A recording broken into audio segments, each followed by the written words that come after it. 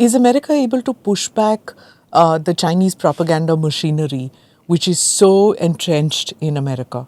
Better than 2016, I always say, is the turning point. Before 2016, their propaganda, their influence, even in universities, right, they're very strong.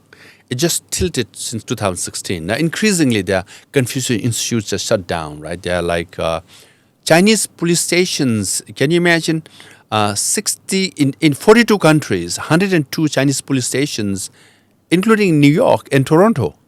Now the congressmen go outside and have protests and say we have to shut this down. No, explain now because I think we discussed this once before, but we need to talk about this again. The Chinese police stations and the Confucius institutes. So, especially those who are taking the UPSC exams, if they are watching this, they need to know this. Yes. So explain these two parts to me. Confucius institutes, they're very, very shrewd. So China has this very their diplomatic approach. They invested, I don't know, a couple of $1 billion and said any university which agrees to teach Chinese language for their students and Chinese culture, we provide textbook, a teacher, everything for free, and we fund them. Now, which university will not want that, right? So if students would like to know about China and Chinese culture, they want to learn Chinese language, and they literally spend anywhere from a few $100,000 to a few $1 million and have a permanent program within the university. Everybody welcome it, right? So it's fully funded, But then once that Confucius Institute is in your university, they're the watchtower for Chinese government. Each time there's an event, let's say anti-China or protest or Tibetan or pro-democracy, Confucius Institute will go and quietly say, if you do this, our program will be affected, our funding will be cut, we won't get teachers. And then, the management in the university will say, maybe, then this is more important, this few $1 million, free Chinese language, and free trips to China, we will not allow the speakers to come. They literally stop. Then slowly, they stop everywhere. Each time there's a Confucius Institute, talk about Tibet or Xinjiang or human rights, Hong Kong is gone. Tiananmen Square, all gone. Now we made it a major issue. Is say having a Confucius Institute is to kowtow to China. Now, especially our Students of Free Tibet. This is an international organization organized, led by Tibetans. We organize protests everywhere in America, Europe, and out of 140 some Confucius, if I'm not wrong, we managed to shut down 100 or so.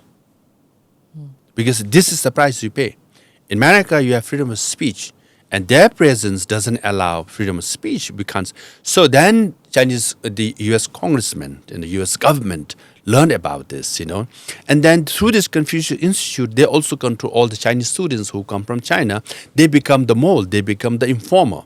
And they inform on each other, first of all, Chinese students, and they inform other American and Tibetans and Taiwanese other students, right? So they became they collect data. So then the U.S. Congress has come out and spoke very strongly about it. So Tibetans spearheaded this in shutting them down. Now, what the Chinese government has done is they have established police station. Literally, they use an NGO. So there are a lot of Chinatowns, right? There are a lot of Chinese. Many of them pro-China, mainly because they have business relationship or they have relatives in the government, and they have an NGO. And it's a service, right? Any kind of service, education, cultural, something like that. And through this NGO, they rent a place, and they bring 20 or so, Chinese policemen to that building. And their job, what they say, is to provide service to Chinese people who come from China. Help them, let the tourists, they lost something, or they want visas or their passport, things like that. But they have a consular service, but this is an unofficial. But their job actually is to track down Chinese pro-democracy, Chinese students, Tibetans, and everybody, and then pressure on them. For example, Smita Prakash, you get your bio, right? Then they will go and track all your family members back home in China.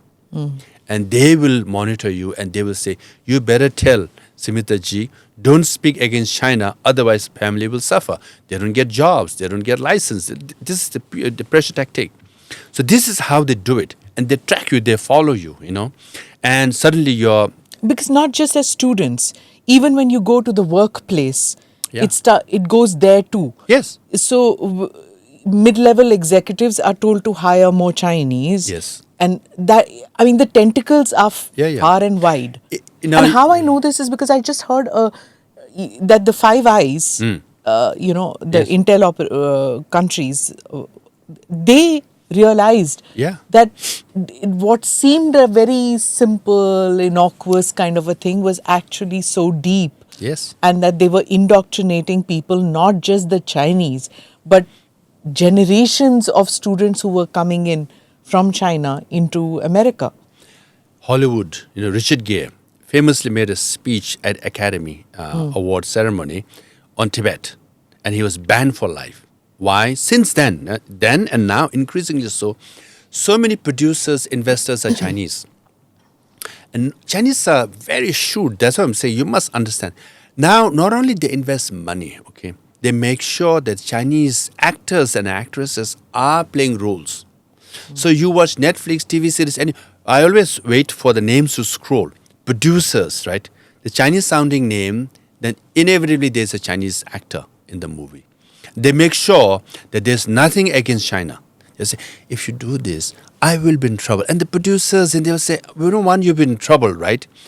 How they manipulate you, Now, which is why you'll never find Hollywood movies with Chinese as villains. You'll only find Russians as the villains. Yes. And maybe, one or two Islamic terror groups or something like that during a war film or something like that. Yeah. But the villain is always a Russian. Yeah. But you'll never find either indulging in smuggling or indulging in any nefarious activities. There's never a Chinese villain. Yeah.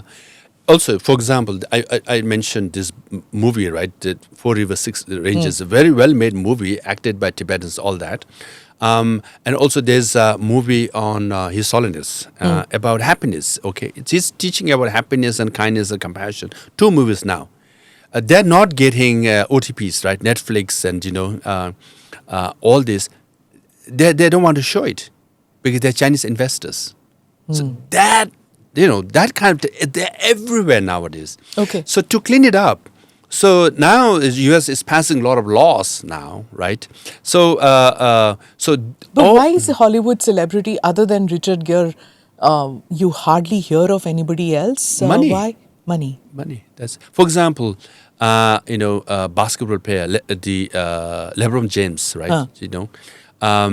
There was a protest in Hong Kong, during protest in Hong Kong. The general manager of, I think, the Houston basketball team tweeted about, the Hong Kong protest, right? And Chinese were very angry, and he came under pressure. And then Chinese government, essentially what they did is, we will not have any NBA shows, right? So that means no money, and no NBA players can come. The Chinese are very, very, very ruthless. Right? They just got, and they get very scared, And LeBron James said, hey, we should not talk about issues that we don't know much about, We are not educated enough, something like that. Soon thereafter, Black Lives Matter happened. He's all over, and he expects everybody to speak about it. And one should, of course. But if you want us to speak of Black Lives Matter, people should also speak about Hong Kong and Tibet and Xinjiang. All the issues are, similar.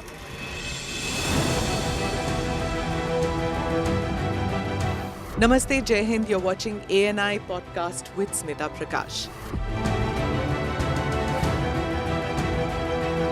अगर हम उसको मस्जिद कहेंगे तो फिर विवाद होगा। The issue is टूटा है क्या भारत? 400 पार का मतलब ये है कि संविधान खतरे में है। क्या हम लोग ये निर्देश देते हैं कि फला को गिरफ्तार करके जेल डाल दें? वही तो कह रहे हैं सब। ये बेबुनियाद निराधार आरोप। सच्चा सुनना चाहो देखो स्मिता प्रकाश ANI, it does not lie.